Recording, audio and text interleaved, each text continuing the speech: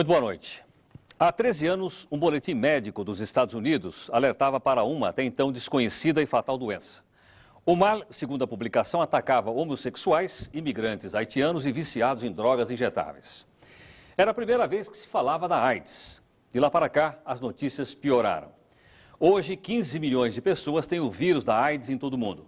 No Brasil, são 500 mil infectados. E a doença atinge cada vez mais os heterossexuais. Mesmo assim, há gente que não perdeu a esperança de que o avanço desse mal incurável seja detido. Um deles é o centro do Roda Viva de hoje, o médico cancerologista Drauzio Varella. Formado em medicina pela Universidade de São Paulo e com certificado de cursos de especialização nos melhores centros de pesquisa do exterior, Drauzio Varella é um cancerologista apaixonado pela engenharia genética, da qual, ele acredita, virão as primeiras vacinas eficientes contra o vírus da AIDS. Enquanto essa boa notícia não chega, ele vai à luta. Autor de livros sobre a doença e incansável participante de palestras e seminários sobre o assunto. Drauzio Varella acredita que a informação e os preservativos são as melhores formas para enfrentar a AIDS. E elas devem ser usadas sem preconceito. É dele, entre outras, a ideia de as empresas distribuírem a seus empregados, junto com o contra-cheque, um envelope com camisinha. A Rede Cultura começa hoje com este Roda Viva, uma programação especial em atenção à Semana Internacional do Combate à AIDS. Nós convidamos para entrevistar o Dr. Drauzio Varella, que está hoje no centro do Roda Viva, Aureliano Biancarelli, que é jornalista da Folha de São Paulo, Carla Gulo, editora-chefe da revista Saúde, doutora Marinela Della Negra, infectologista e presidente do 2º Encontro Nacional sobre AIDS Pediátrico, que começou hoje em São Paulo. Maria Lins, que é jornalista da Rede Cultura. Roldão Arruda, do jornal O Estado de São Paulo. Dr. Fábio Mesquita, médico especialista em AIDS. Mário Scheffer, do Conselho Regional de Medicina e integrante do Grupo Pela Vida. E a jornalista Conceição Lemes, especializada em saúde. O programa Roda Viva é transmitido simultaneamente em 26 outras emissoras de televisão que cobrem todo o país. Você pode participar do Roda Viva através do nosso telefone. Anote aí. É o 252-6525. Eu vou repetir. 252-6525. A Shizuka, a Cristina e a Ana anotam suas perguntas. Se você preferir o nosso fax aqui no estúdio, é o 874-3454. 874-3454. Doutor Drauzio, boa noite. Boa noite. Daqui para frente vamos chamá-la apenas de Drauzio, a pedido do senhor. Drauzio, eu queria que o senhor rapidamente comentasse com a gente um telex enviado pela Agência Estado, que diz o seguinte: o pesquisador norte-americano Alfred Saps visitou hoje o Centro de Doenças Infecto-Contagiosas em Piracicaba, 170 quilômetros de São Paulo, e ele está falando o seguinte, que há aí um novo medicamento no mercado chamado anticorpo, e esse medicamento anticorpo evita o aumento do cortisol, mantendo a resistência das pessoas. Segundo ele, a principal vantagem dessa droga em relação à ZT é que o anticorpo não produz efeitos colaterais de acordo com os testes realizados, etc, etc. Eu gostaria de saber, primeiramente, o seguinte, se isso tem algum fundamento, e o senhor conhecia esse medicamento chamado anticorte, que está sendo apresentado pelo pesquisador americano Alfred Saps, e ele diz mais, ele diz o seguinte, que já foi investido 2,5 milhões de dólares nos últimos 12 anos para desenvolver essa droga. Eu não sei absolutamente nada sobre essa droga, mas acho que está sendo feito um estudo. Eu acho que o Conselho Nacional de Saúde deve estar a par desse estudo, porque ninguém tem autorização de fazer estudos em seres humanos sem obedecer às normas do Conselho Nacional de Saúde, que são normas que estão entre as melhores do mundo. Então, eu acho que esse trabalho, eu não sei nada disso, mas esse trabalho espero que tenha sido autorizado pelo Conselho Nacional de Saúde. Doutor Drauzio, o senhor tem conhecimento se o Ministério da Saúde acompanha essas experiências, esses medicamentos com atenção no Brasil? Há uma preocupação por parte das autoridades de saúde do país quanto a isso? O senhor tem acompanhado? Eu acho que é difícil. Não, eu nunca trabalhei no serviço público. Eu não sei. Eu acho difícil acompanhar isso, Heródoto, porque tem gente que pega um remédio e sai fazendo. Aí como é que você vai atrás, descobrir onde está sendo feito? Você descobre aqueles mais famosos, né? Os que começam a reunir uma grande clientela em volta e tal. Então, esses é que o pessoal fica sabendo. Mas isso é uma coisa que vai ter que ser feita. Tem normas científicas. Você não pode fazer um trabalho científico em seres humanos sem obedecer essas normas, que aqui no Brasil nós temos um código que parece que é um código muito bem feito. O pessoal, o doutor João Mendonça aí do Servidor, fez um estava fazendo um trabalho com os canadenses, aí mandou esse conjunto de regras, de normas do Conselho para o Canadá, voltou com os mais altos elogios. É uma dos melhores do mundo, então tem que ser aplicado. Conceição, por favor. Doutor Drauzio, a propósito desse novo medicamento que estão falando, levados por falsas esperanças, falsas promessas de certos tratamentos não convencionais ditos alternativos, há pacientes que abandonam ou nem começam um tratamento convencional que comprovadamente aumenta e melhora a qualidade de vida. O que o senhor diria aos pacientes que nesse momento estão optando por esse tipo de tratamento? Isso pode abreviar-lhes a vida? Eu, se fosse eles, não faria isso. Eu não faria de jeito nenhum. Eu não tomaria um medicamento alternativo e deixaria de lado os recursos que nós já temos em termos de medicamento. Hoje, um doente com AIDS, se tem acesso ao sistema de saúde, você leva um doente desse 2, 3 anos vivo, bem, trabalhando, exercendo funções, tendo infecções, às vezes, depois mas da tratando. AIDS manifesta. Depois da AIDS já instalada, já instalada. Agora, você abandonar esses recursos para investir numa coisa que é feita em seres humanos sem autorização nenhuma, sem nenhum tipo de observância mínima às regras que devem ser obedecidas em qualquer país civilizado. Uma pessoa qualquer sai dizendo que tal coisa é boa para a AIDS.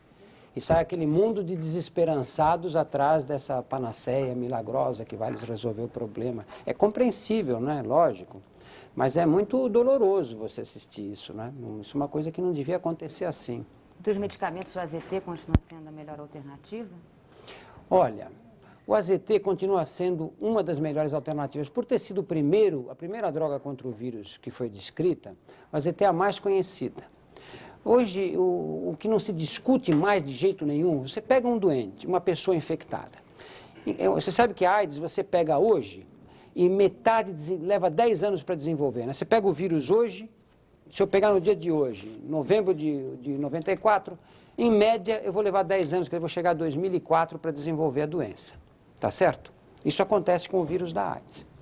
Então, se você pega um remédio para tentar destruir o vírus, você tem que pensar em que fase da doença eu quero dar esse remédio. Porque o remédio tem uma ação limitada. O AZT... efeitos colaterais também, no caso do AZT? Tem, mas com doses mais baixas você controla melhor. Mas hoje é dia difícil um doente não suportar. Tem uns que não suportam, vomitam, etc. Você tem que parar, não adianta. Não. Você dá um, ele vomita.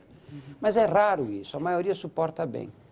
E esses que suportam bem, o vírus, depois de um tempo aí que varia basicamente entre 6 e 18 meses, o vírus desenvolve resistência contra o AZT. O Drauzio. Então, o Brasil deve começar agora a testar um produto candidato à vacina, né? Um produto do laboratório BI, um laboratório americano, acho que em Belo Horizonte e no Rio.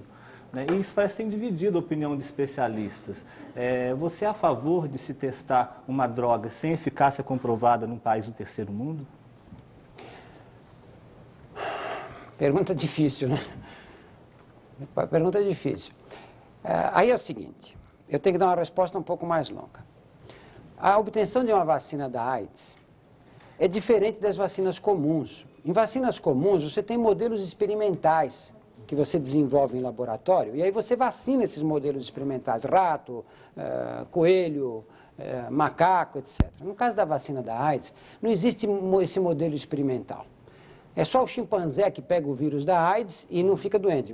Ainda assim não fica doente, mas ele carrega o vírus e depois você pode recuperar no sangue do chimpanzé, cultivar e tudo. E você não vai trabalhar com o chimpanzé. O chimpanzé é um animal enorme, quase gente, é o parente mais próximo do homem. Os pesquisadores não gostam de trabalhar com o chimpanzé. Passa um tempo, o cara fica amigo do chimpanzé, né? Então, é um problema sério. Você tem que a vacina da AIDS, esse é um dos grandes problemas dela. Ela vai ter que ser testada em seres humanos. Porque não adianta você fazer a vacina, você vai ter que provar que essa vacina age, que ela realmente protege quem toma. E onde é que você vai provar isso? No caso da AIDS, é no ser humano. Mas não tem outro jeito. Mas dentro de um protocolo ético, né? Seguindo Lógico. normas rigorosas. Lógico. Mas eu acho que nós temos que fazer isso aqui no Brasil, sabe por quê? Porque nós temos que criar experiência com isso.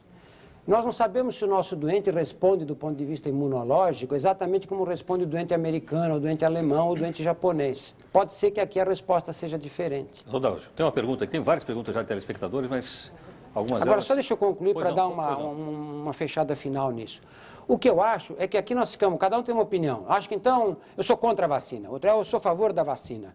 Nós temos um Comitê Nacional de Vacinas no Brasil, formado por gente competente. Nós temos um Conselho Nacional de Saúde. Eu acho que o Comitê de Vacinas analisa e decide se indica ou não esse tipo de vacina. O Conselho Nacional de Saúde, se o Conselho disser que deve ser testado, não interessa a minha opinião, a opinião do meu vizinho, deve ser testado, mas em princípio eu sou a favor a que se teste sim, com todos os critérios de controle necessários. Doutor, nosso telespectador, o senhor Celso de Oliveira, de São Paulo, pergunta o senhor o seguinte, diz que os médicos só falam como evitar a doença, mas que fala muito pouco para quem está doente. Não se ouve falar, por exemplo, dos procedimentos, como lidar com essa doença. Procede essa pergunta aqui do nosso telespectador? Não? Procede totalmente, totalmente. E os médicos falam como prevenir a doença porque é um problema maior, é um problema que atinge muito mais gente.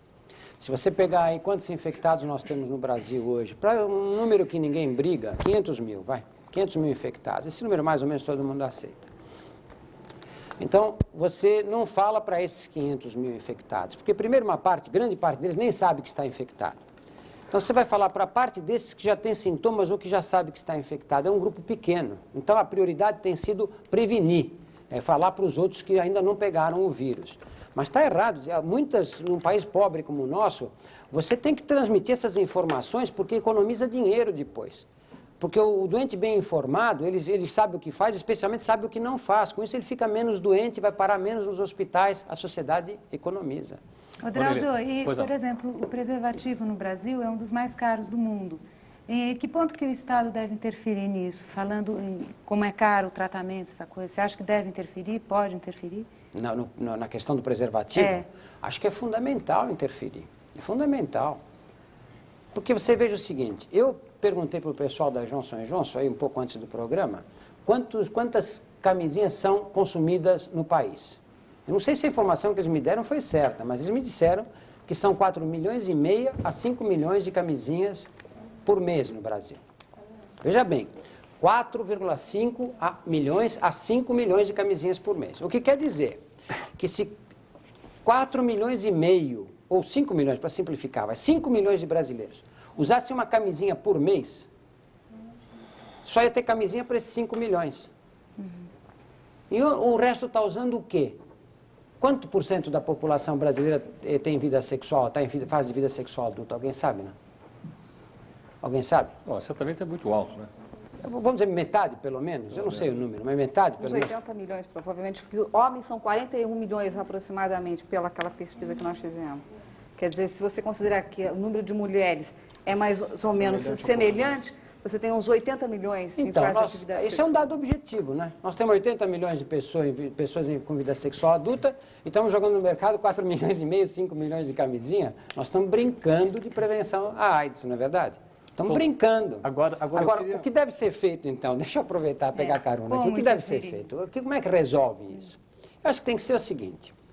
Chama todo mundo que fabrica camisinha. Diz olha, as exigências técnicas são essas daqui, ó. Tá certo? O que está atrapalhando vocês para produzir barato isso?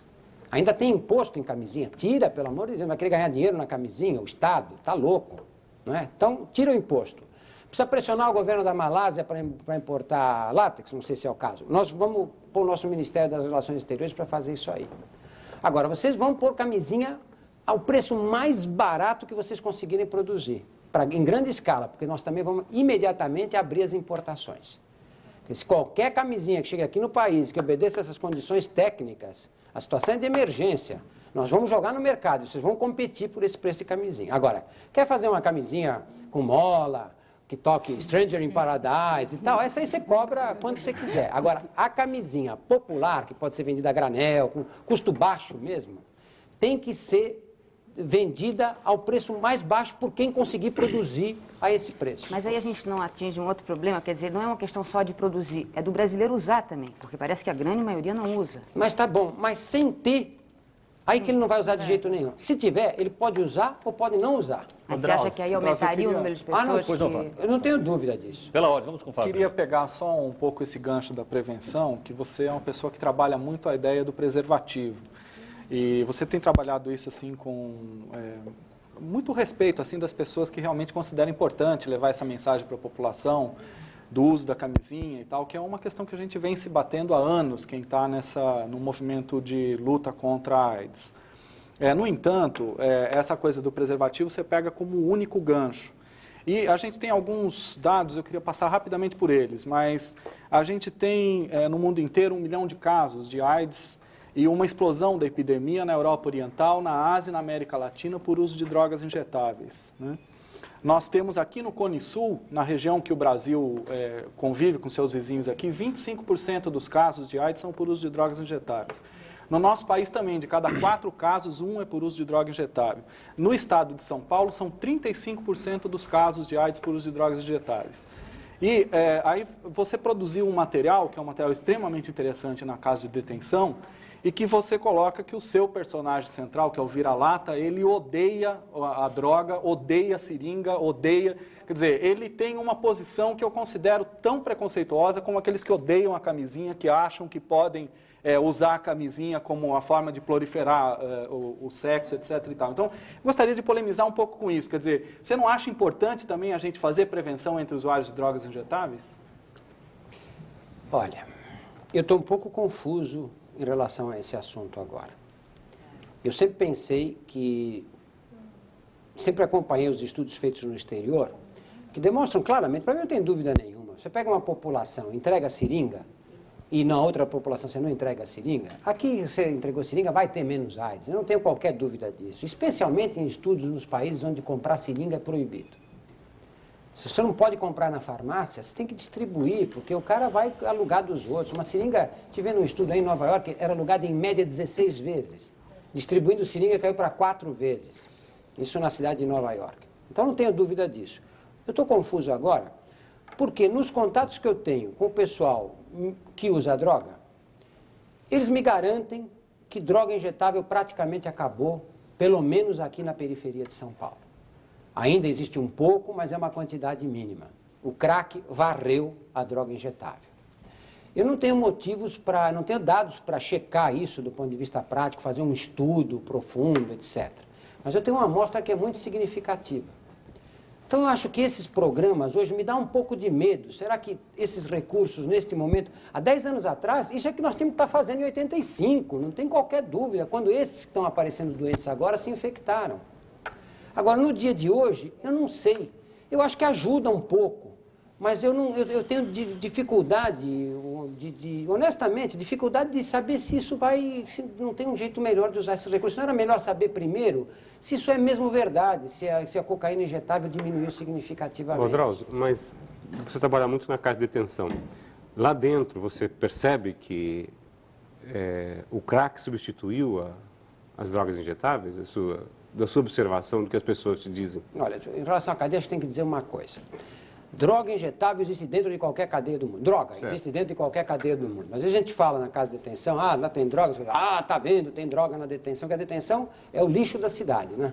Tudo que acontece de ruim, a gente fala que é a detenção. A gente parece que esquece que nós, a sociedade, enfiamos lá dentro 6, 7 mil homens. E colocamos lá algumas pessoas para cuidar desses homens, pagamos uma ninharia para essas pessoas que vão cuidar desses homens, e aí ficamos chocados quando dizem, entra droga lá dentro. Eu vi um presídio na Suécia para 50 pessoas, 50 meninos que queriam largar, eles se aplicavam para ir para o presídio. Eu quero parar de usar droga, então eu quero ir para esse presídio. Eram selecionados e aceitos. Todo dia de manhã, a porta do xadrez abria às 8 horas da manhã, fechava às 7 da noite. E um por cela. Um só por cela. Todo dia de manhã eles saem da cela, passam na sala do enfermeiro, colhem a urina com o enfermeiro olhando. E essa urina é testada para álcool, maconha, cocaína, heroína, um monte de drogas. Nessas condições, volta e meia, nesse lugar que tem 50 meninos, eles pegavam gente com droga na urina positiva. Então, uma cadeia desse tamanho é uma coisa que está... Lógico que tem que ter droga. Como é que não vai ter? Eu quero saber da sua observação. Não existe droga injetável lá dentro. Não existe? Não existe.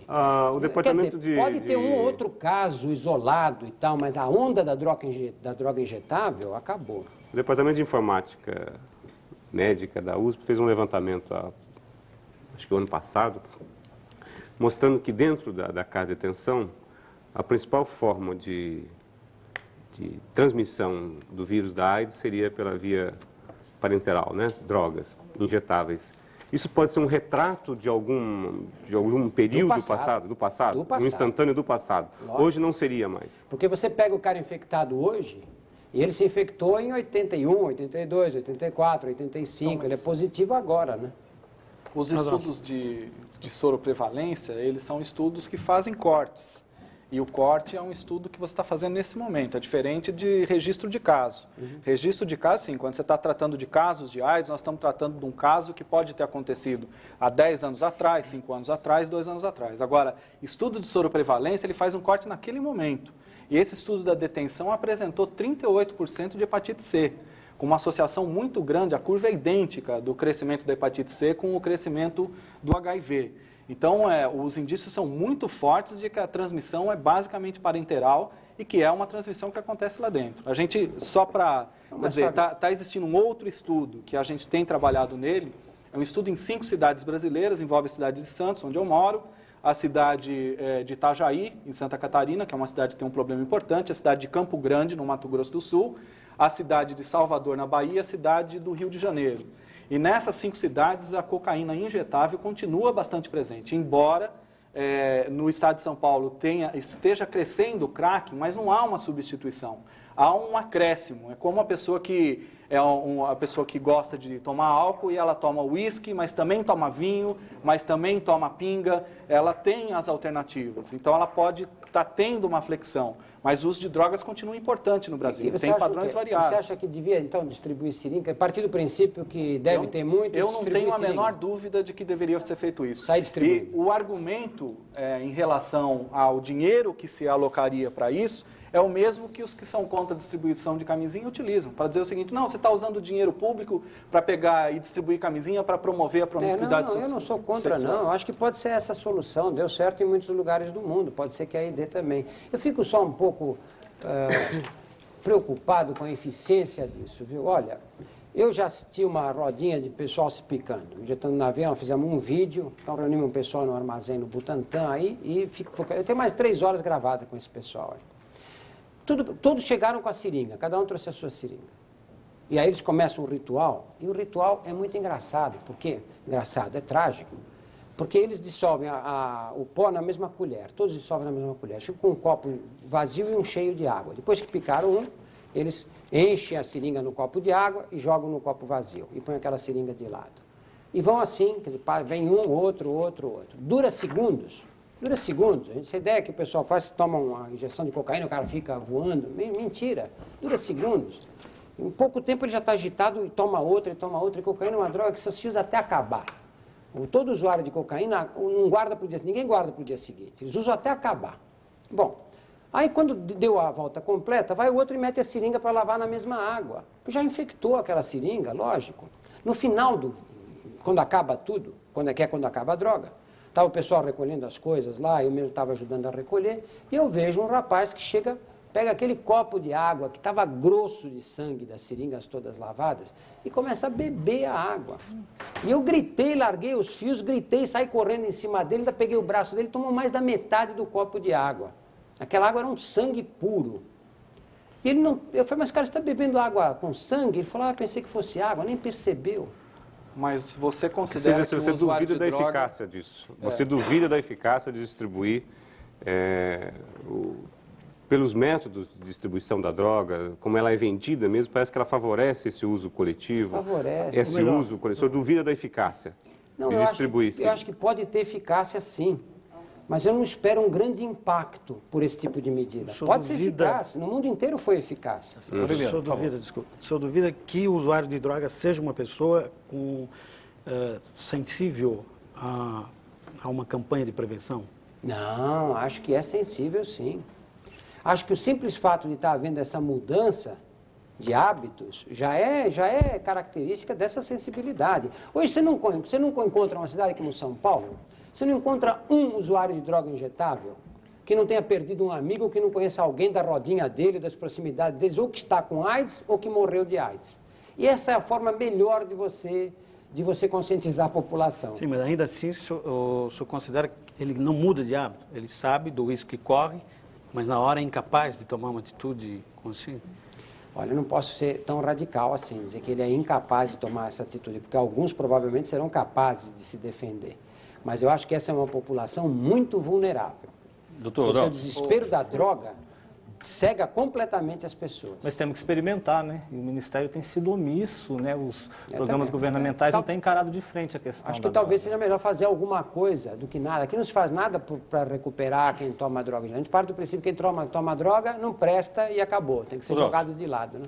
Eu tenho aqui várias perguntas dos telespectadores. O senhor começou a falar a respeito da questão da camisinha, inclusive, né, falando a respeito das seringas também. Olha, a dona Andréia Rossovieri, de Campinas, o senhor Isaac, de Osasco, São Paulo, a dona Ana Beatriz, da capital, São Paulo, o senhor Nelson Luiz Magno, Santana, dona Silva Brandão, Tatuapé. Todos eles estão perguntando a respeito da segurança da camisinha, como sendo, então, para impedir as pessoas por contaminação de AIDS. E tem uma aqui que diz o seguinte, Dr. Malcolm Poultice, americano, que está vendo o programa, foi citado aqui no caso, dizendo que alguma gravidez indesejável, ela ocorre por problema na camisinha. Se isso também não é a mesma coisa que provoca a transmissão da AIDS. Quer dizer, há segurança total, em outras palavras? É isso que resume essa quantidade de perguntas.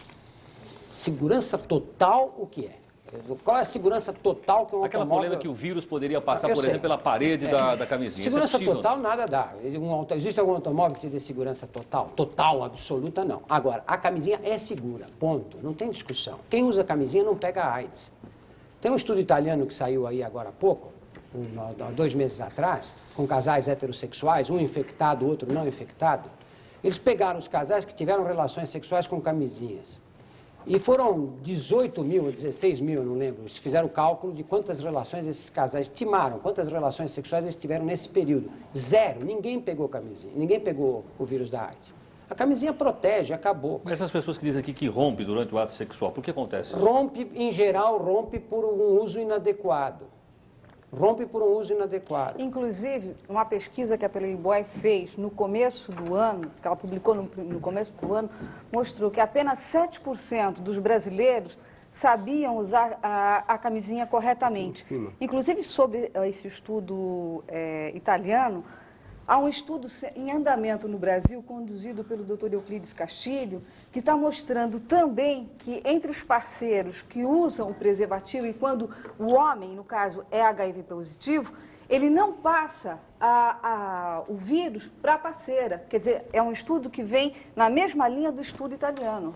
Ô Drauzio, algum tempo atrás esteve aqui, sentado onde você está, um outro médico, o Davi Wipp, que criou uma polêmica muito grande aqui no Brasil, quando ele disse que é muito difícil um homem heterossexual pegar AIDS fazendo sexo só com mulheres.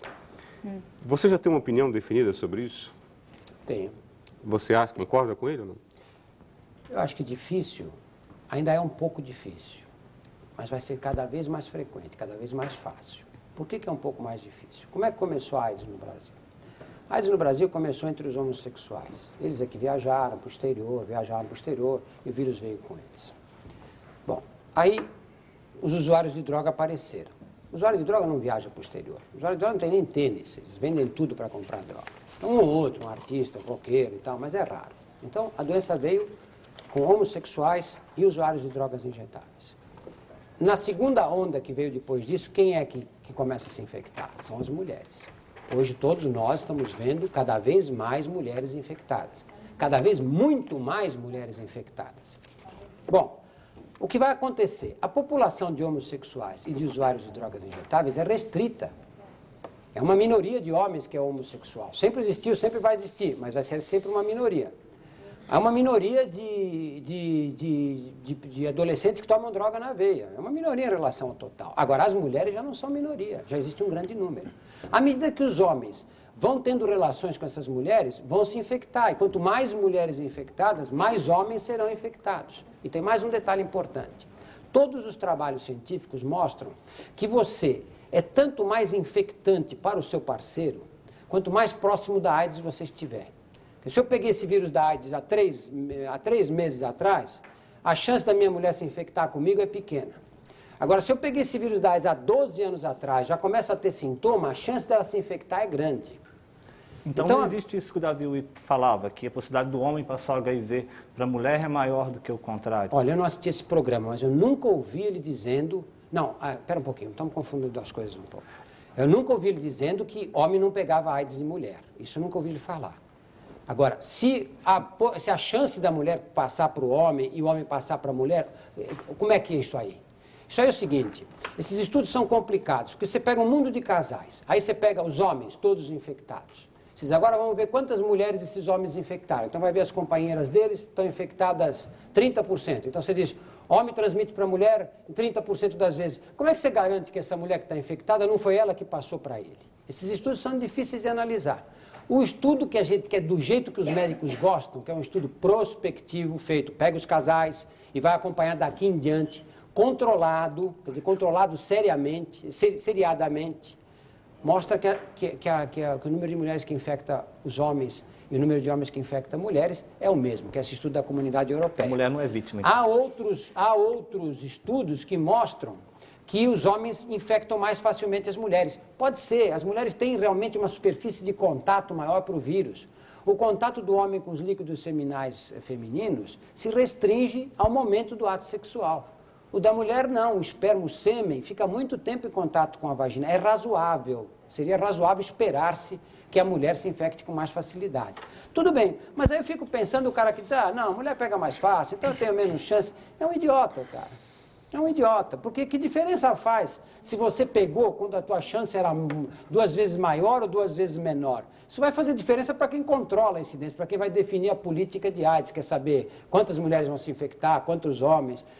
Para aquela pessoa em particular, interessa que a AIDS passa da mulher para o homem. Doutora, uma participação aqui, doutora Marinela.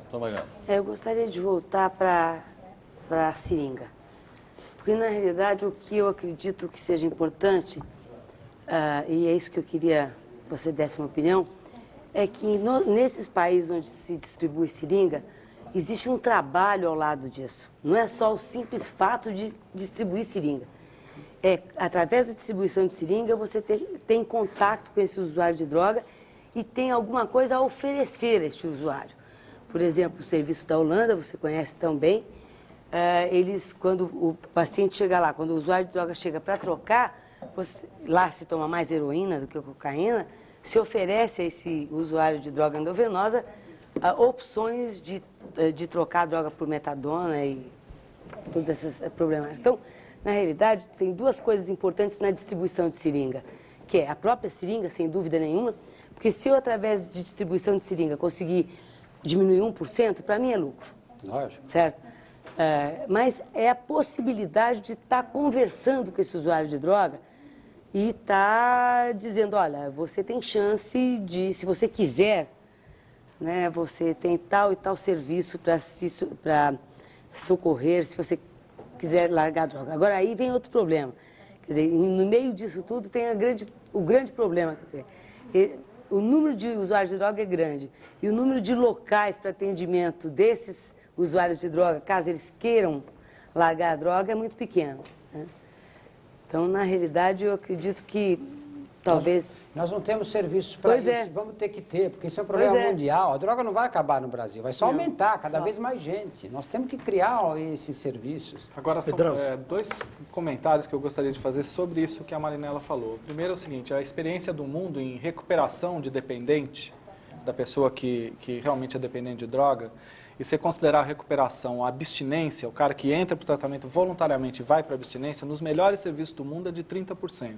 O que significa que os outros 70%, independente de você oferecer tratamento, vão continuar utilizando droga. E um segundo comentário que você teve na conferência do Japão, a conferência é uma coisa muito grande, cada um de nós acabou cobrindo a sua área de maior interesse. Eu cobri muito essa área de drogas. E vários estudos demonstram que é muito mais simples que a pessoa modifique o comportamento em relação ao uso seguro de drogas do que em relação ao sexo seguro. É muito mais simples você modificar o comportamento em relação ao uso do que em relação ao próprio uso da camisinha. Isso é um fenômeno geral, assim, a nível internacional. Ô Drauzio, eu queria voltar na questão da camisinha, né? Como que a gente vai popularizar e massificar a camisinha com grandes opositores aí, que é o caso da igreja e outros ainda maiores? Por exemplo, o Aureliano teve na coletiva com o presidente da OMS, quando esteve aqui no Brasil, e a gente, né, conversando, ele disse que a fidelidade, a monogamia era mais seguro do que a camisinha na luta contra a AIDS. Né? Então, essa é também a pergunta do show Dorival, que é o a Igreja e a Organização Mundial da Saúde contra a camisinha, e nós a favor. Né? Então, como que você vê essa batalha aí? Não, acho que a igreja tem a fórmula mágica para acabar com a AIDS. Né? É só não ter sexo antes do casamento e nem fora dele, que os que estão infectados os outros não vão mais se infectar. Eu acho que se todo mundo obedecesse à igreja, não ia haver mais problema da AIDS, nós vamos ter que tratar esses que já se infectaram. O problema é que muita gente não obedece. Muita gente tem sexo antes, durante, depois do casamento, esse é o problema. Então, para esses que têm sexo no casamento, que casaram virgens, tem gente que é assim e vive bem desse jeito. A gente tem uma tendência hoje, no mundo de hoje, a dizer que as pessoas são uns idiotas. Não, ao contrário. Tem gente que vive bem, tem gente que casa virgem, só conhece aquela pessoa, ama aquela pessoa, vive a vida inteira e não sente necessidade de ter ninguém fora dessa relação. Mas esses privilegiados são poucos, né? São poucos privilegiados assim. A maioria se desencontra. E esses que se desencontram têm que se proteger de uma doença que é sexualmente transmissível. Pois é, mas aí entra naquela história assim, muita gente fala, eu não corro risco porque eu só transo com quem eu conheço, ou então eu tenho a mesma parceira há muito tempo. Quem é confiável realmente? Dá para confiar assim nas pessoas? As mulheres estão sendo infectadas também porque muitos parceiros têm comportamento bissexual, né? Isso é fato, acontece isso. Mesmo num casamento, você não está totalmente seguro. A monogamia não é seguro de nada também. Olha, a minha experiência pessoal com as mulheres infectadas, se eu tivesse que definir um traço assim de personalidade comum a essas mulheres todas, eu diria que esse traço é a ingenuidade. Ao contrário do que a sociedade pensa, que as meninas que se infectam com o vírus da AIDS são as mais malandrinhas, que saem com todo mundo e tal, as que se infectam com o vírus da AIDS, em geral, são infectadas à traição. É mulher casada, que nunca teve outro homem na vida, é a menininha que sai com o rapaz 2, 3 vezes, 4 vezes, se apaixona, e mulher quando se apaixona não usa mais camisinha. Essa é a minha experiência prática. E mulher se apaixona, incrível, 2, 3 vezes sai com o rapaz, ele é legal, não sei o que, pronto, está apaixonado. Homem também se apaixona. Mas mulher é muito demais, é mais que homem, é rápido, num instantinho. Então as campanhas têm que ser mais dirigidas às mulheres exatamente por isso? Você tem que falar com as meninas cedo, antes delas terem a primeira relação sexual. Porque isso é uma coisa que... minha filha ainda é muito criança para conversar com ela. Como você espera o teu filho atravessar a rua 10 vezes para depois ensinar ele a atravessar a rua? Você não pega ele pela mão, diz, olha, vem aqui, olha para lá, vem cá, olha para lá, não vem e tal. Faz 10 vezes. A hora que você estiver um pouquinho confiante que ele aprendeu, você solta e ainda fica olhando, né? E a questão da AIDS, teus filhos entram na vida sexual e você fica quieto, espera eles ficarem maduros para poderem ter uma conversa. Vai correr risco. Agora, doutor Drauzio, tem algumas perguntas aqui, tem também essa parte didática, né? Das pessoas que estão acompanhando a sua explanação. O senhor Paulo Ribeiro, que é de Pindamonhangaba, no interior de São Paulo. Ele fala que em febre amarela, a febre amarela e a malária são transmitidos por mosquito. Ele quer saber o seguinte, se mosquito também é responsável por contaminação por AIDS. Olha, eu vou fazer uma coisa seguinte, se eu entrar nessa daí, nós vamos ficar falando dessas formas fantasiosas de infecção AIDS. Então, eu vou tentar responder de uma vez. Diretamente. Essa e todas as outras no mesmo tipo. Nem mosquito, nem mosca, nem muriçoca, nem gafanhoto, nenhum tipo de inseto passa AIDS. Por quê? Porque o vírus da AIDS não vive dentro de inseto, não vive nem dentro de macaco, vai viver dentro de inseto. Então, esquece. Não existe qualquer possibilidade de transmissão do vírus da AIDS desse jeito. Mas voltando àquela questão, quem seria confiável naquela... Quer dizer, hoje você não pode ter essa história de, eu confio nessa pessoa. Não pode. Nem assim alguém que seja casado há muitos anos. Quer dizer, é a relação de confiança que existe entre duas pessoas, que é a base de uma relação, na verdade. Quer dizer, isso não vale mais? Quer dizer, você tem que estar sempre desconfiando? Não, eu acho que vale. Eu acho que quando as pessoas têm um relacionamento estável, qualquer relacionamento estável é perigoso, por definição, né? Porque são muitos os perigos que envolvem um relacionamento estável. Então, acho que no relacionamento estável não tem defesa. Essa que é esta que é a... O que a gente pode dizer? Que é o crime, porque não é outra palavra. Esse que é o crime do comportamento irresponsável. Sabe, o cara pega, sou homem, tá, saio com a secretária, saio com não sei quem, saio com a colega de escritório, saio com a empregada, com a empregada da mesma repartição que eu, e não sei o quê, e volto para casa e não uso camisinha. Aí volto para casa, transo com a minha mulher e não uso camisinha. Pô, isso é crime. É crime. É crime porque você está arriscando, está se arriscando fora e está trazendo isso para dentro de casa. Eu não estou discutindo o direito que o cara tem de sair, ele sai com quem ele quiser, o problema é dele, ninguém tem que falar, ninguém tem nada com isso. Mas ele tem que usar a camisinha. Agora, ele trazer o vírus para casa dele porque não usou camisinha, é crime. Doutor, o senhor ficou um pouco irritado aí com a pergunta das muriçocas e dos pernilongos, mas olha, os telespectadores estão perguntando, acho que as pessoas têm esse tipo de dúvida. Dona Silene Vieira de São Paulo quer saber o seguinte, se o beijo transmite AIDS? Beijo não transmite AIDS. O beijo não transmite AIDS, ponto final. Beijo na boca? Beijo na boca, aí falam, e se eu tiver uma feridinha na boca, a boca sangrante, é primeiro que ninguém vai beijar, o outro sangrando, a boca sangrando, vai dar um beijo no outro, né? Já é raro, né? Mas ainda que tenha isso, nunca ninguém pegou AIDS, nós já temos 17 milhões de infectados no mundo, não há descrição de um caso de alguém que pegou AIDS por beijo, então chega, né? Não pega e acabou. Doutor Drauzio, a pesquisa da revista Playboy mostrou que aproximadamente 50% dos homens brasileiros acham que a camisinha diminui o prazer, é chupar bala com papel, tira o tesão. Só que quase 50% dos homens que pensam assim, eles nunca experimentaram camisinha uma vez na vida. Como vencer essa barreira cultural? Eu acho que só tem um jeito. Só tem um jeito. É as mulheres se negando a se relacionar sexualmente com os homens que não usam camisinha. Isso é uma arma que as mulheres têm fortíssima. Fortíssima. A mulher diz, olha, sem camisinha, não. Pronto. Ou o cara põe a camisinha, ou não. Então, o trabalho tem que ser em cima das mulheres. Você vai ser submissa, porque para a mulher, para ser honesto, vamos ser honestos mesmo, de verdade. Os médicos gostam de dizer, não, com camisinha é muito melhor. É mentira, não é? Sexo sem camisinha é mais gostoso do que sexo com camisinha. Acho que ninguém aqui discorda disso, né? É mais gostoso. Agora, nós estamos vivendo uma época de uma epidemia de uma doença sexualmente transmissível. Isso gera uma ameaça suficientemente séria para dizer, todo mundo para de ter relações sexuais. Felizmente existe a camisinha. E com a camisinha dá para a gente ter vida sexual e se proteger e não pegar o vírus. Para a mulher, a camisinha não faz muita diferença sexualmente. É verdade. É rara a mulher que se queixa que a camisinha atrapalha muito. Para a mulher, atrapalha menos. A mulher transa sem camisinha num ato de submissão em relação ao homem, que ela não confia. Ela, nesse momento, está sendo submissa. Está se entregando para uma pessoa que poderá eventualmente infectá-la, porque ela não sabe se defender, para proteger um pouquinho a mais de prazer que o outro vai ter. E as prostitutas, por exemplo, a questão das prostitutas, muitos homens não aceitam. Então, elas, entre morrer de fome e correr o risco de ser infectada, ela fica com a segunda opção. Existe algum estudo que fala da contaminação nas prostitutas? Se os homens que transam com elas estão se prevenindo melhor? Não? Eu não conheço bem. Tem muitos estudos desses, muitos, dezenas, feitos até aqui em várias cidades brasileiras. Né? Existem diferenças de comportamento, né? Porque a prostituição é uma coisa muito vasta. A prostituição nas cidades modernas, na cidade interior antiga, você tinha uma zona de prostituição, a prostituição estava restrita nessa zona. Na cidade moderna, a prostituição está misturada com a vida da cidade. Né?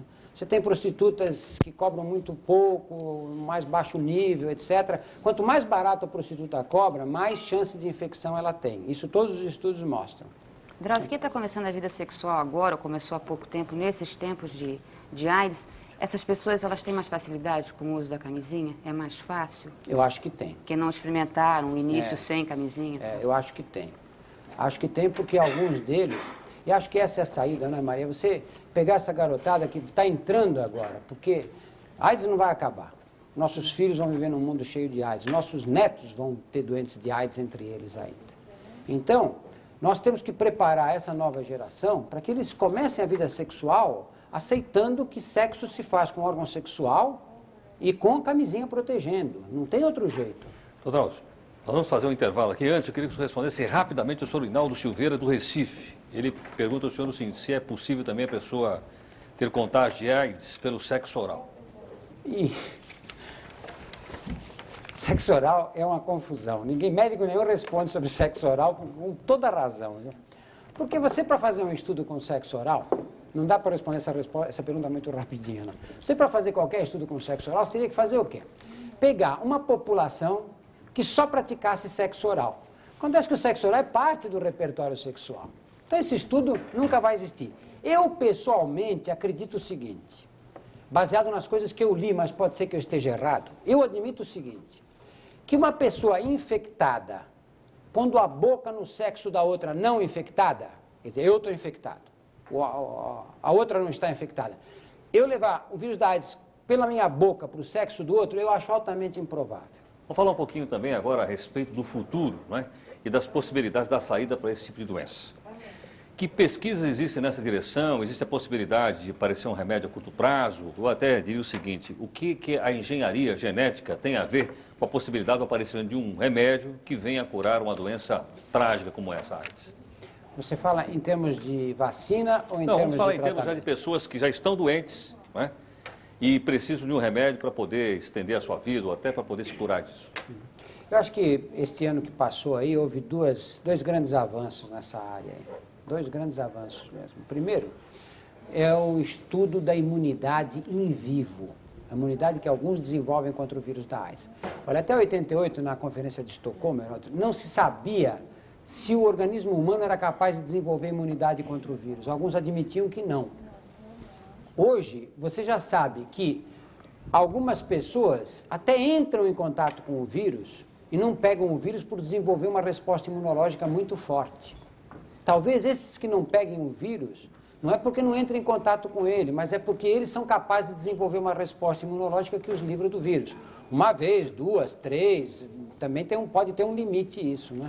Sim. Então, esse tipo de imunidade, quais são as células que estão envolvidas aí, quais os mediadores químicos, as substâncias que essas células liberam para mandar o sinal de umas para as outras, isso está sendo muito bem conhecido, cada vez mais estudado, e daí podem surgir subsídios para que a gente possa um dia fazer uma intervenção no sistema imunológico, fazer com que o sistema imunológico reaja melhor na vigência do vírus, para controlar a presença do vírus e, eventualmente, essa pessoa nunca vir a desenvolver AIDS. Porque se você pega o vírus e não tem AIDS, qual é o problema?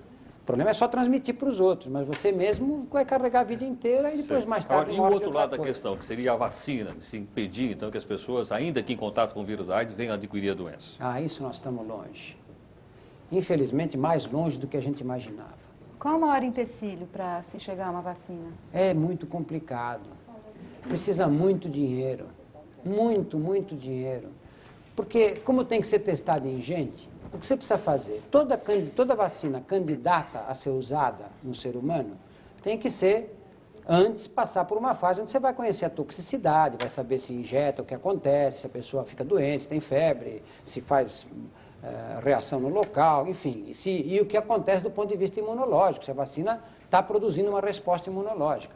Agora, o fato de produzir uma resposta imunológica não te garante que essa pessoa não vai pegar o vírus, mesmo tendo a resposta imunológica ativada, entendeu? Então, tem que ser estudos com grandes amostras populacionais. E quem tem que fazer isso? Isso se espera que as empresas multinacionais se associem, etc., e tragam para esse campo grande volume de recursos, porque isso é uma questão de dinheiro. Ninguém vai descobrir a vacina da AIDS. Você vai acordar de manhã, abrir o jornal, falar, foi descoberta a vacina da AIDS. Não vai acontecer nunca isso. Porque ainda que ela esteja sendo descoberta nesse momento, essa pessoa vai ter que provar que essa vacina, primeiro, é segura, e segundo, que ela realmente imuniza. E uma doença dessas, que você pega o vírus hoje e vai ter a doença daqui a 10 anos, 12 anos... Esses estudos vão exigir um longo intervalo de tempo. Drauzio, falta dinheiro para as pesquisas sobre AIDS? Falta muito dinheiro. Por exemplo, nessa questão da vacina, você pega esses grandes laboratórios, a gente sempre analisa os laboratórios como sendo os vilões da história, mas um laboratório não pode falir por causa de uma vacina, tá certo? Pode falir, tem que ter recursos para aplicar aí. Doutor Drauzio. E isso é uma coisa limitada, por mais potencial financeiro que tem essas empresas grandes, multinacionais da indústria farmacêutica, tem um limite esses recursos, né? Doutor Drauzio, dá para dizer que os tratamentos hoje disponíveis, eles conseguem prolongar a vida do paciente mais do que há 2 ou 3 anos atrás? E isso se deve graças a quê? Olha, acho que quando a gente fala em prolongar a vida do paciente com AIDS, nós já de cara temos que dividir isso em 2 subpopulações. Se o paciente tem acesso Há uma medicina mínima que permite fazer os diagnósticos das infecções oportunistas rapidamente. Rapidamente é o seguinte, começa com uma falta de ar muito grande, você tem que fazer uma endoscopia, tem que enfiar um aparelho lá dentro do pulmão, tirar um pedaço para analisar. Não é um exame complicado, mas também exige um pouco de experiência, não é? Então, se você tem esses recursos básicos, é uma coisa. Se você não tem os recursos básicos, esquece. Quem não tem acesso ao sistema de saúde morre de AIDS hoje, na cidade de São Paulo, no mesmo tempo que morria há 8 ou 10 anos atrás.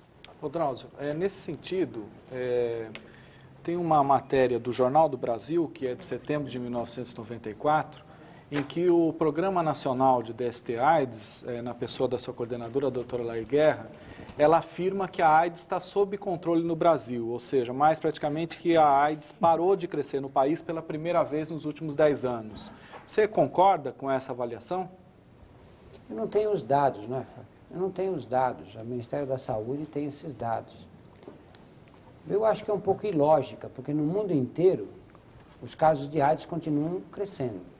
No mundo inteiro, em todos os... Você às vezes pega certas comunidades onde existe um determinado controle. Então vai entre os homossexuais de São Francisco, tudo bem. Entre o pessoal que participa do programa de seringas de Glasgow, na Escócia, tudo bem. Agora, até onde eu conheço, nem no Japão está estabilizado. Mas o que nós estamos assistindo? Nós estamos assistindo uma coisa, de novo, aquele instantâneo, nós estamos vendo o resultado de alguma coisa que aconteceu alguns anos atrás, ou você acha que, apesar de todas essas campanhas que já foram feitas, de tudo que já se fez, as pessoas não se conscientizaram e continua a transmissão nos mesmos níveis de antigamente? Por exemplo, há pesquisas feitas na Inglaterra que dizem que os adolescentes, os jovens, já usam na primeira transa numa proporção muito mais elevada do que se usava antigamente. A gente não pode já supor que ela já possa ter entrado num nível... Nós estamos fotografando ainda o passado, que hoje ela já pode estar entrando num nível de decréscimo, de controle, de infecção. Não aconteceu em lugar nenhum até agora, né? Nenhum lugar do mundo aconteceu isso. Não aconteceu. Não. Eu acho que tudo que nós fizemos aqui no Brasil, e foi pouco, eu acho que tudo que nós fizemos, é possível que algum resultado tenha tido. Também não é possível que nada. Hoje você não encontra no Brasil ninguém que, por exemplo, não saiba que AIDS mata. Né? AIDS mata, todo mundo sabe, o país inteiro. Então, acho que isso tem que ter tido algum impacto. Você acha que o governo está cumprindo com o seu papel? Não, de jeito nenhum. De jeito nenhum. O que ele deveria fazer? Tem uma pergunta aqui do telespectador também? Eu acho que o governo e nós, nenhum de nós está cumprindo com o nosso papel. Não é só o governo, não, nenhum de nós. Mas como o governo deveria agir, então, Drauzio? Eu acho que o governo tem que agir em vários níveis. Acho que o primeiro nível é esse da camisinha, não é? Se distribuir, se você num país como o nosso gasta 4,5 milhões, 5 milhões de camisinhas por mês, se é que o número está certo, e você vai falar em prevenção, em AIDS? Que é isso? Ninguém está usando camisinha.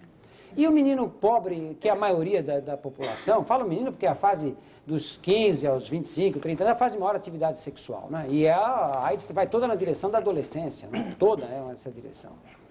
Agora, o menino da periferia aí vai comprar uma camisinha. 3 camisinhas custam o quê? R$1,50. R$1,50, 3 camisinhas ele gasta numa noite nessa fase da vida, né? Mas quem pode comprar, está comprando? Oi? Quem pode comprar, está comprando? Eu não sei. A julgar por esse número... não está, nem quem pode comprar está comprando. Agora, você tem feito inúmeras campanhas e muitas delas dirigidas aos jovens. O que é que acontece que esse ato simples de ir até a farmácia e comprar e desenrolar uma camisinha não está se materializando? Entre os jovens? Entre os jovens. Eu acho que está se materializando mais significativamente, Aureliano, hoje. Hoje é muito comum, você encontra jovens que só têm sexo com camisinha. Sempre, 100% das vezes. Você encontra isso com uma certa frequência hoje. Há uns anos atrás era zero essa frequência, né? Então, eu acho que os jovens são muito sensíveis nessa fase, porque eles estão na briga, lutando, começando a aprender a viver e tal, e querendo ir numa fase em que os hormônios estão no teto, não é? E esses hormônios levam o jovem para uma vida sexual ativa mesmo. O sonho dele é ter uma vida sexual ativa, bastante ativa e tudo, né? Agora, você põe a camisinha num preço como esse, você limita, você imagina, R$1,50, 3 camisinhas. E que um menino desses use 2 vezes por semana, que saia 2 vezes por semana. São R$3 por semana. Põe aí 4 semanas e meia, vai gastar o quê? R$13,5 por mês? R$13,50 por mês para um menino é muito dinheiro. Tá certo. É Doutor, muito dinheiro. Tem várias perguntas aqui dos telespectadores a respeito da preocupação com a qualidade do sangue e se há possibilidades ou não da transmissão do vírus da AIDS pelo sangue. Há casos, inclusive, de pessoas que necessitam dessas transfusões com mais insistência, casos, por exemplo, de pessoas hemofílicas. E nessa linha de raciocínio, a Cristina Terra faz uma pergunta nesse sentido, deixa eu falar a respeito dessa qualidade. E mais, o Jornal da Tarde de hoje publicou uma reportagem chamada Proteção contra a AIDS, dizendo o seguinte, que nos Estados Unidos, 1 a cada 10 mil pessoas são contaminadas por transfusão de sangue. E que no Brasil seria 1 por 1000. São dados publicados hoje no Jornal da Tarde, se quiser posso mostrar aqui. Quer dizer, não é uma... Eu não conheço esses números, não. Eu sei que o sangue, até onde eu sei, o sangue que nós estamos usando hoje é um sangue seguro.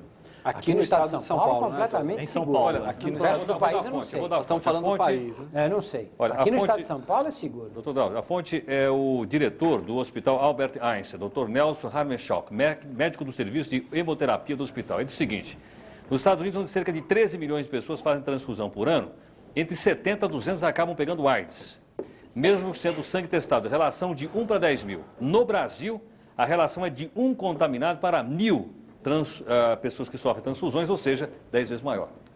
Acho que tem que perguntar para o Nelson, isso eu não sei realmente. Não tenho esses, não sei nem analisar isso. O senhor acha alta essa proporção de 1 para 1000? Acho altíssima.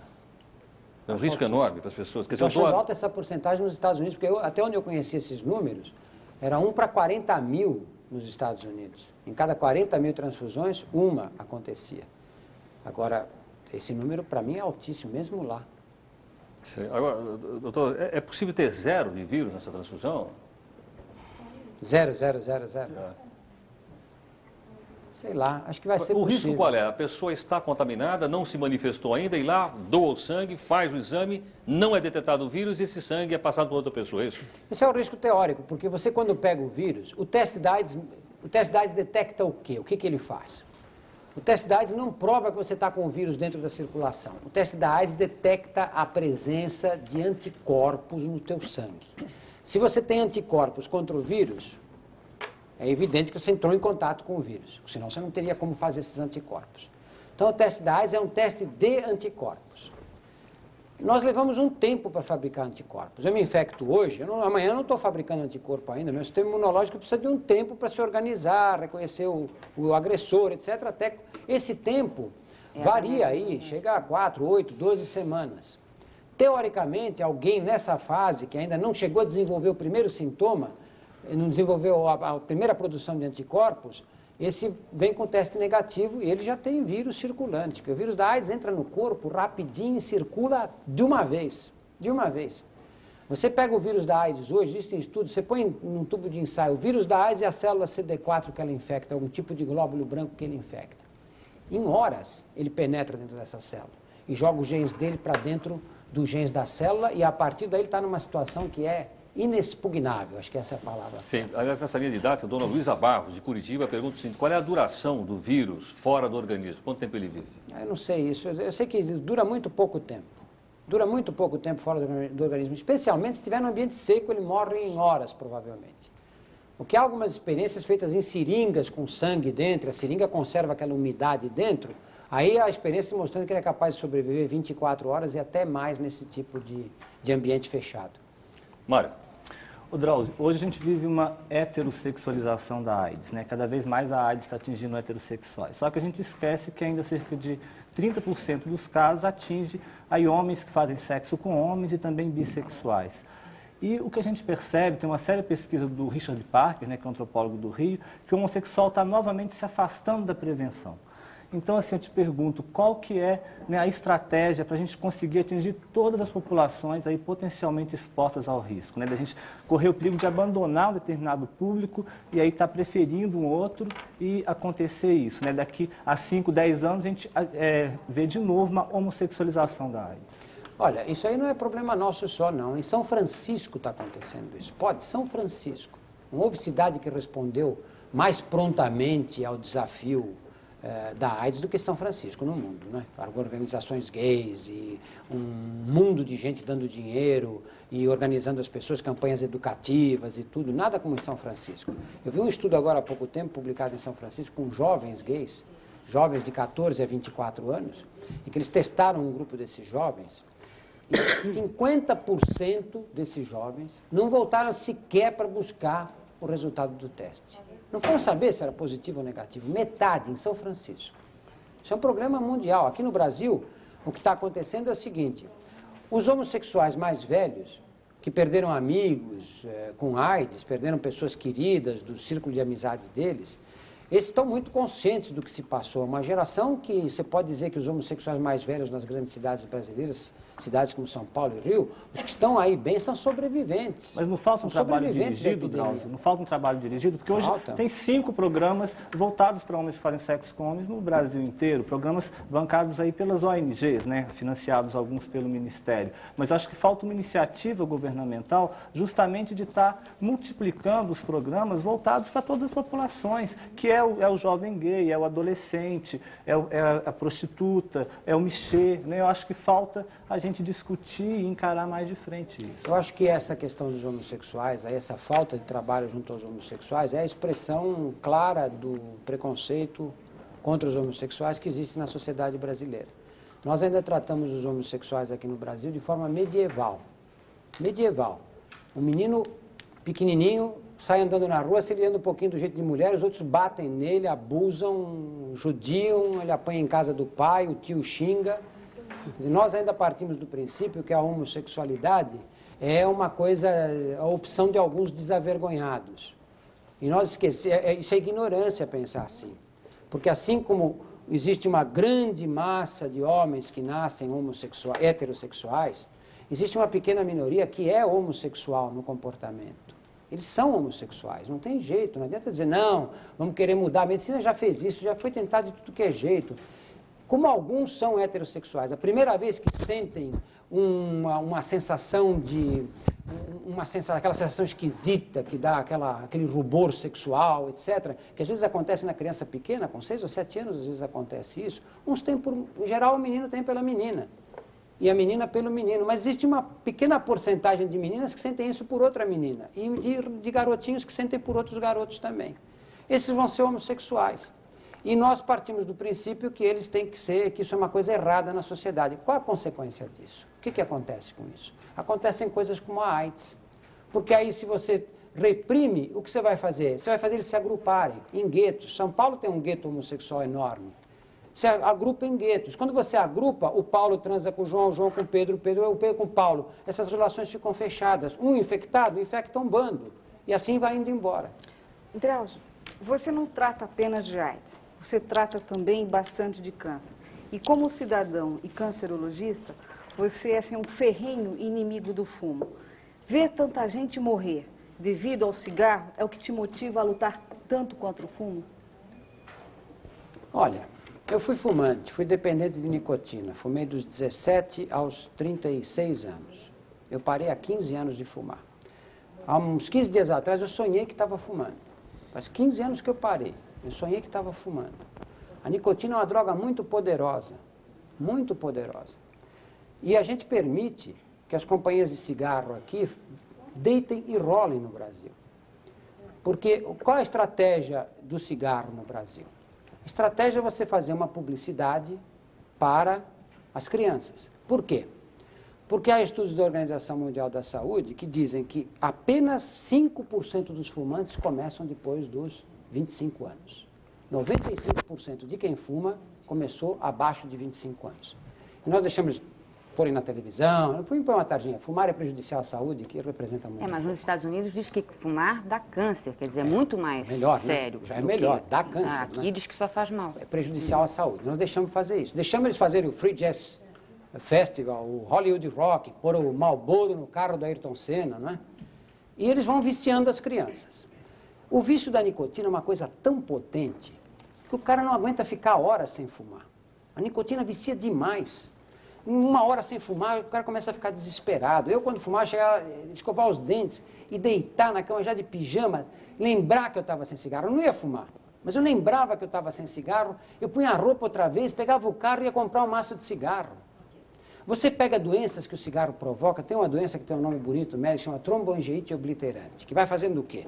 Vai pegando da periferia para o centro vai entupindo as artérias. Só dá em fumantes, 100% são fumantes. Aí começa a entupir as artérias da ponta do dedo do pé, o dedo vai ficando preto. Você corta o dedo do pé e fala para o cara, meu, para de fumar que isso aí você vai perder o pé. Ele continua fumando. Você corta o pé dele, ele continua fumando, você corta a canela. Conversa com os médicos, todos os médicos já viram casos desses na vida. Eu trabalhei 20 anos no Hospital do Câncer, em volta do Hospital do Câncer, ficava aquele pessoal com câncer de laringe, que tem que tirar a laringe fora, e aí você tem que expor a traqueia aqui por um buraquinho e pôr uma toalhinha em volta. Eu cansei de ver gente levantando a toalhinha e fumando pela traqueostomia.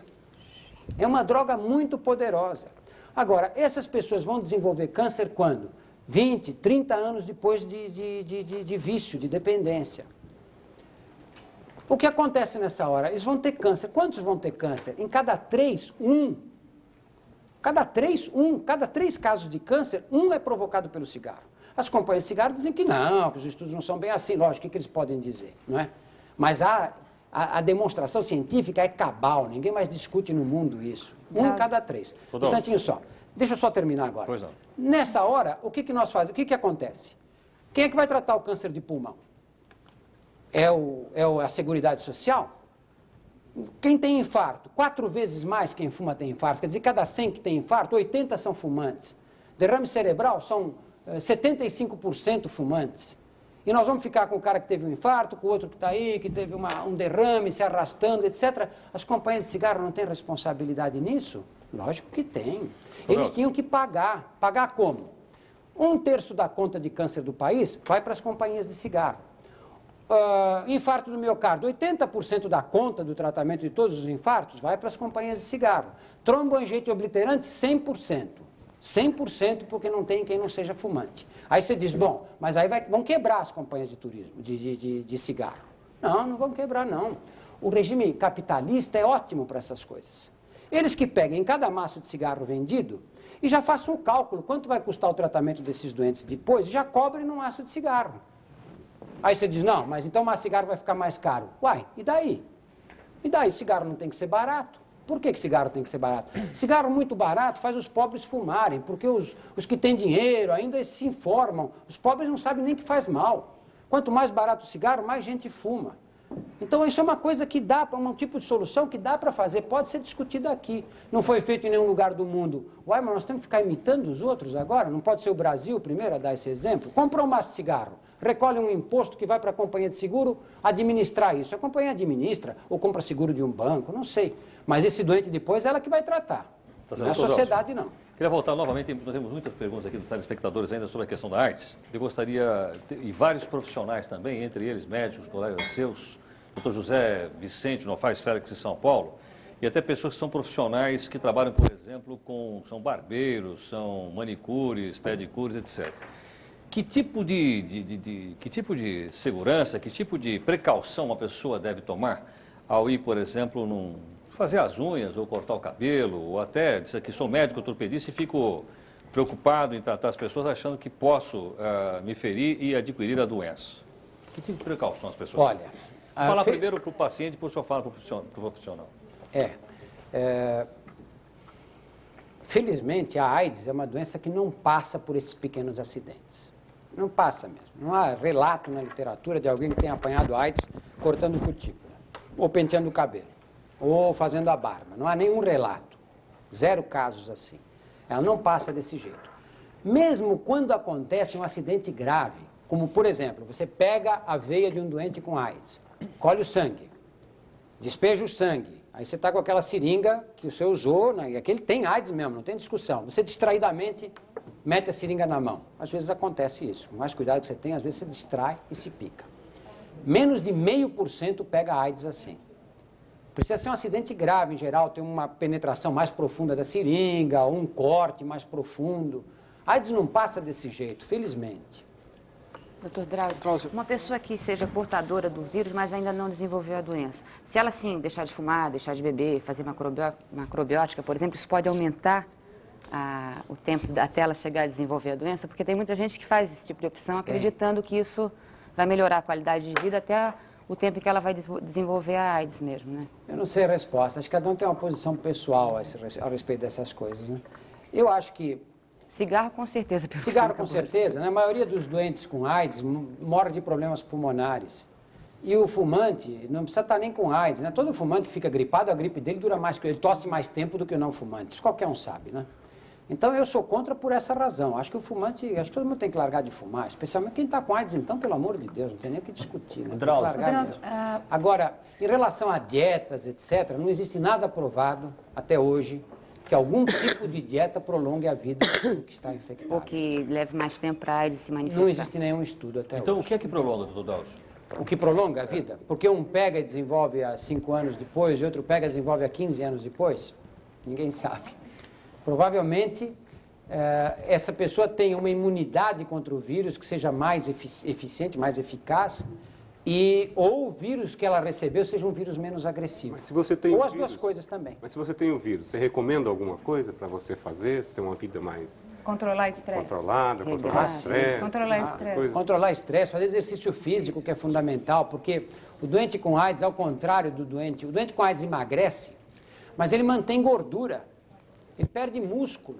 Então você vê gente com AIDS, cara gordo ainda, que vai andar, ele fala, ai, eu para levantar da cama, chegar no banheiro é um sofrimento. Você fala, mas como? O cara está gordo, forte, ele não tem mais músculo. Então é muito importante que os infectados pratiquem exercícios físicos para manter a massa muscular. Doutor, quem deve fazer o teste, na sua opinião? Eu acho que todo mundo deve fazer o teste, eu acho.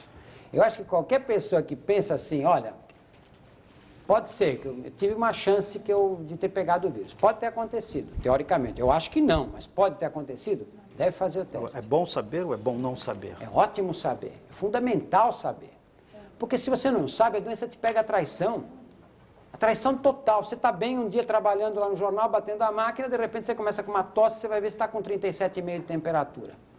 Uma semana depois está com 39 de temperatura, você não aguenta subir 3 degraus de escada. De tanta falta de ar. Mas E eu também vou não precisar contamina os esperar outros. 10 anos para saber disso. Se eu souber no meu 3º ano que eu sou portador do vírus, eu posso ficar deprimido e facilitar o surgimento da doença. Aí já tem um mau caratismo evidente nessa sua posição, né? Quer dizer, para eu não ficar preocupado, os outros que se estrepem, né? Quem chegar perto de mim, azar é dele, né? É um mau caratismo evidente. Drauzio, que você sobre postura, teste, né? sobre E depois, porque você sabendo que você está infectado e acompanhando, você pode prevenir essas infecções. Por exemplo, você sabe que quando o nível de linfócitos CD4, que é um tipo de teste que a gente faz, cai para baixo de 200, a chance dessa pessoa desenvolver pneumonia por pneumocystis, que é essa que dá essa falta de ar horrível, é de 70%. Se você der 3 comprimidinhos de Bactrim para essa pessoa por semana, 1, 2, 3, segunda, quarta e sexta, um comprimido de Bactrim F para essa pessoa, ela não vai ter pneumonia por pneumocystis, quer dizer, não vai ter. É muito mais difícil de ter pneumonia por Ô, pneumocystis. Drauzio, a sua experiência é basicamente de trabalho, como você disse aqui inicialmente, a gente conhece seu trabalho, é no setor privado. Você acha que o Brasil, no serviço público, ele tem condições de fazer diagnóstico de todo mundo que fizer teste, tem condição de acompanhar clinicamente todo mundo que for soro positivo? Nós vamos ter que criar essas condições. Não tem condições, mas nós vamos ter que criar essas condições. Porque, sabe por que nós temos que criar essas condições? Porque sai mais barato. Criar as condições sai mais barato do que depois enfrentar as consequências do que vai acontecer. Ontem eu estava falando com o Dr. Adalto Castelo, da Escola Paulista de Medicina, e ele voltou de um congresso na Escócia, onde ele disse que a Tailândia vai gastar, no ano 2000, exclusivamente com o tratamento hospitalar da AIDS, 11 bilhões de dólares, só para tratar os doentes com AIDS. O doente com AIDS é diferente de um doente com câncer avançado, é diferente de um doente com um infarto fulminante. O doente com AIDS, ele tem saúde um tempo bom, ele fica doente. E aí ele é tratado dessa infecção que ele teve, se cura dessa infecção, e fica bom, trabalha mais um pouco, volta, fica doente de novo. Ele exige gastos públicos nesse setor. Agora, como é que você vai resolver isso? O hospital é uma coisa caríssima. Quer dizer, isso que a gente tem hoje aí, os hospitais públicos do Brasil, etc., eu acho que estava na hora de parar, mudar de sistema. Sabe, não dá para querer aproveitar isso que está aí. Eu, quando vejo um político que aparece na televisão e fala, porque nós vamos melhorar os hospitais públicos, eu penso comigo mesmo que ele é um ingênuo ele é ingênuo ou é malandro. Porque não tem como melhorar. Eu trabalhei 2 anos num hospital de NPS aqui, dirigindo um serviço. Olha, juro por Deus, não tem como acertar. Não tem. Não existe jeito de você pôr ordem naquilo. Você não pode demitir ninguém. Uma pessoa rouba dentro do hospital, você não tem como demitir, ficar respondendo processo, etc. Aí você diz o quê? Então, que você propõe que feche, tranque os hospitais públicos? Não, não pode. Porque dentro desse mundo que é o funcionalismo público na área da saúde, tem uma meia dúzia, tem uma porcentagem pequena, não são meia dúzia, são muito mais, mas tem uma porcentagem pequena de gente que trabalha seriamente, ganha uma miséria. São os loucos. São os loucos. Porque eles se matam de trabalhar, ficam ali atendendo os doentes e tal, e às custas disso esse sistema ainda sobrevive um pouquinho. Então você não pode fechar de uma hora para outra. Mas nós temos que rapidamente pegar o que está funcionando aí e desviar o interesse para lá e pegar esse sistema que acabou, que está aí destruído, e tentar aproveitar no outro sistema. Por exemplo, as Santas Casas de Misericórdia. Estão aí no Brasil. A primeira de Brás Cubas, foi Brás Cubas que montou em Santos, 1540, uma coisa assim, a primeira Santa Casa do Brasil. Hoje você vai em qualquer cidadezinha do interior, tem lá uma Santa Casa. Tem um provedor, que é um homem da cidade, rico, um fazendeiro, um industrial, que vai lá e ajuda a Santa Casa. O governo faz tudo quanto é tipo de cafajestice, paga R$2 uma consulta médica, vai pagar 3 meses depois, sem correção monetária, com 50% de inflação, e a Santa Casa não quebra. São resistentes. Há outros hospitais de colônia, você vê em São Paulo os melhores hospitais, quais são? É o Hospital da Colônia Árabe, que é o Sírio-Libanês, é o Einstein da Colônia Judaica, o Hospital Alemão, que é o Oswaldo Cruz, é a Beneficência Portuguesa. Esses hospitais de colônia conseguem ser hospitais muito eficientes. Eu sou contra um hospital ter um dono privado, porque você perde o controle. Ele tem o dono do hospital, ele pode pensar assim, eu vou ter um lucro rápido nesse negócio aqui, vou comprar um apartamento em Miami e dar um jet ski para o meu filho.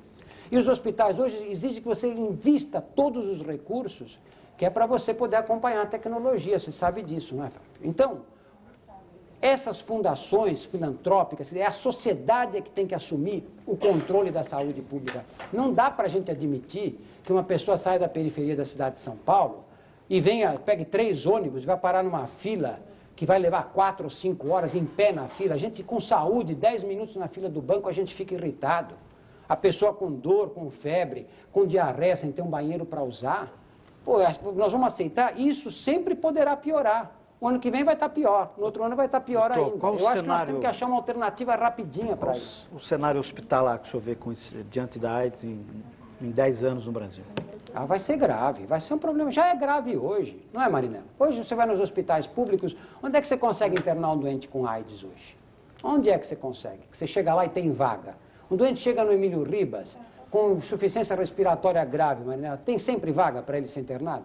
Olha, o Emílio Ribas é uma coisa meio especial, não tem vaga para ele subir para o andar, mas ele fica no pronto-socorro, ele não é mandado embora. Pois é, mas a fica vaga, lá no pronto, não. A vaga você não tem para poder. Fica lá no pronto-socorro até que tenha alguma vaga. Eu queria te fazer uma pergunta em termos de o que você acha que vai acontecer?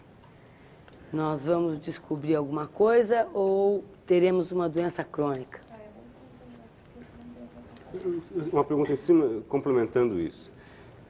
Dentro disso que vai acontecer, você não acha que pode acontecer de a classe média para cima se esclarecer suficientemente a respeito de AIDS, não se infectar mais e ela se tornar no Brasil uma dessas muitas doenças endêmicas que não interessam à mídia, não interessam ao governo e continuam matando um monte de gente que não tem importância nesse cenário?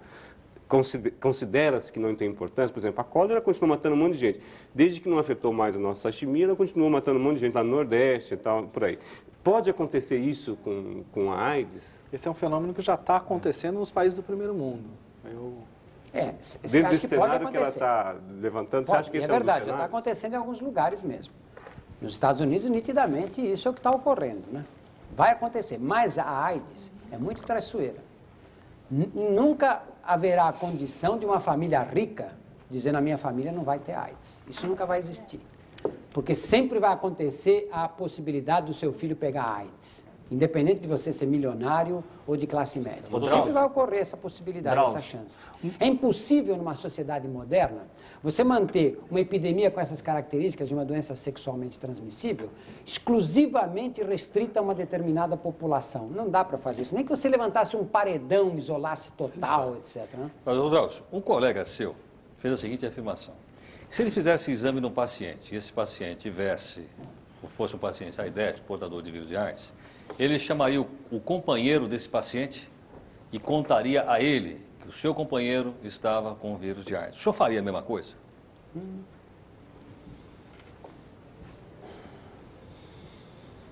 Isso se ele não quisesse contar, claro. Né?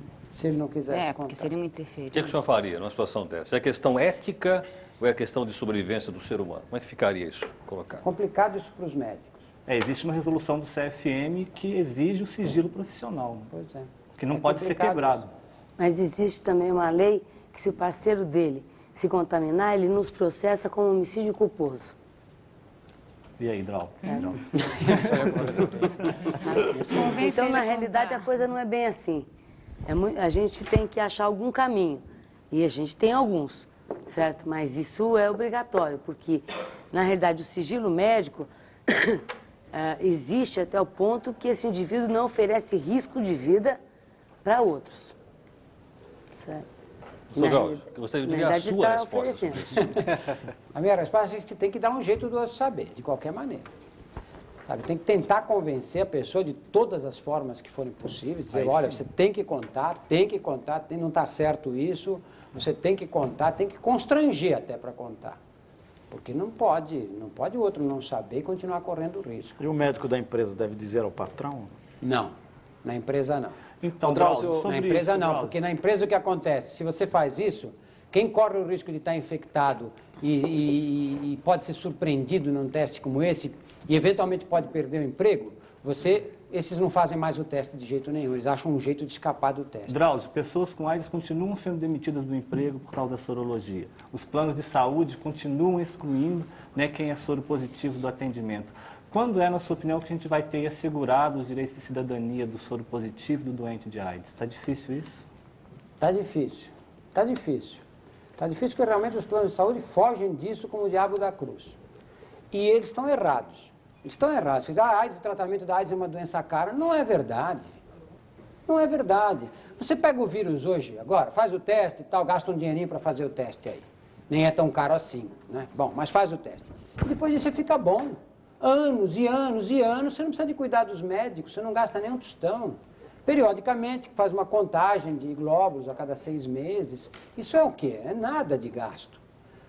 Vai haver gasto no final, porque do jeito que nós estamos estruturados aqui, o doente começou a passar mal, você tem que jogar no hospital. Está errado isso. Tem que ter clínicas na periferia, em todos os lugares, ambulatórios. Porque com ambulatório você não precisa internar o doente. Você trata do doente no ambulatório, toma um sorinho, vai para casa, volta amanhã, toma outro soro e tal. Não precisa. O hospital é caríssimo, cada vez mais caro. Aquela fase dos hospitais de caridade, que as pessoas iam para o hospital para morrer, chegavam lá, vinham as freiras, davam uma sopinha, etc. Acabou. O hospital hoje é tecnologia. Drauzio, o que você acha disso? Só um instantinho.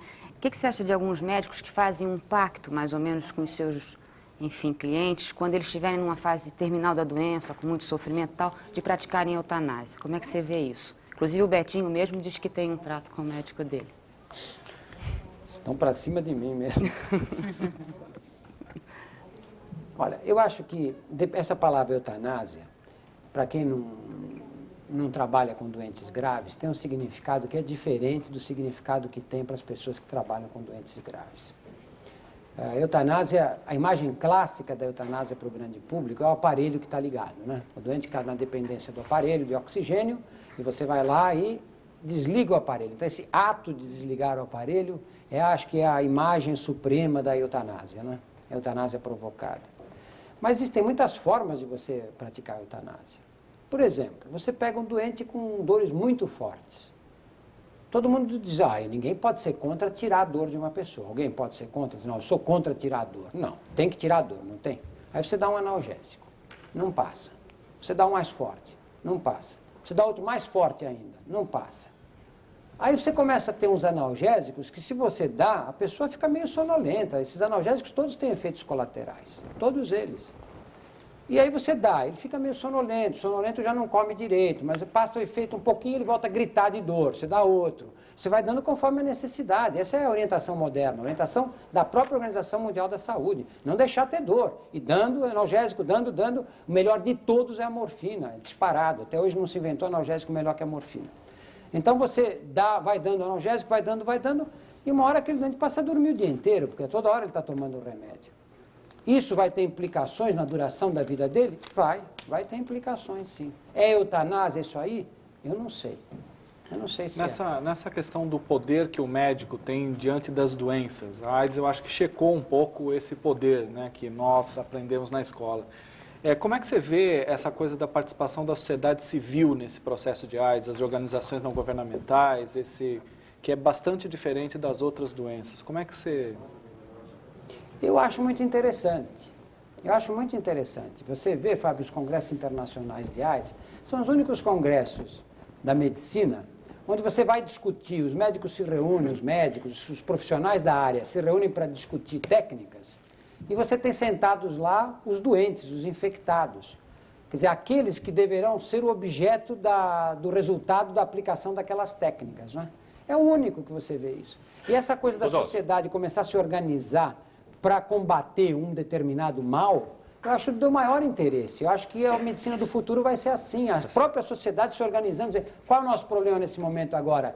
É prótese de fêmur. Nós temos cheio de gente aí que precisa de prótese de fêmur. Quanto custa? Vamos ver onde é que nós vamos tirar esse dinheiro. Eu acho que tem que ser assim. Não dá mais para ficar aquela fase de ficar esperando o governo resolver os problemas para nós. Isso não tem sentido. Rodolfo, nós estamos praticamente encerrando o programa Roda Viva de hoje. Apenas uma última comentário do senhor. Quer dizer, qual é a expectativa, então, do futuro? A expectativa é prevenção total ou existe uma expectativa melhor de se sair dessa doença através de pesquisas e através da ciência? Acho que a vacina vai demorar muito. Vai surgir um dia, inevitavelmente, mas vai demorar. E vai demorar o suficiente para a AIDS, o impacto da AIDS já se fazer sentir sobre as gerações futuras. Eu não acredito que nós tenhamos um remédio capaz de curar a AIDS, nunca. Mas hoje, com esse conhecimento da engenharia genética, a biologia molecular, quer dizer, é uma garotada, você vai nesses laboratórios internacionais, são os meninos, parece teu sobrinho a idade deles, estão lá, um desmonta o gene X do vírus, o outro está atrás de uma proteína que esse gene manda fabricar, não sei. O conhecimento desses processos permite hoje, com a tecnologia que existe, a você preparar drogas que têm um design. Isso é preparado com um design mesmo. Drogas têm um formato, um design para encaixar naquele momento, naquela reação e impedir que aquela reação prossiga. Só que o vírus é esperto. Quando você começa a envenenar muito uma reação que ele precisa, ele cria caminhos alternativos. Então você provavelmente, com as drogas que tem hoje e com as drogas que vão surgir, você vai conseguir tornar a AIDS cada vez mais uma doença crônica. É a resposta final. Eu acho que o futuro vai ser assim. Tá ok. Doutor Drauzio Varela, muito obrigado pela gentileza e pela sua participação aqui no Roda Viva. Quero agradecer também a sua participação por fax e também aqui por telefone, agradecendo os jornalistas que participaram dessa entrevista. O Roda Viva volta na próxima segunda-feira, às 10h30 da noite. Boa noite, obrigado e até lá.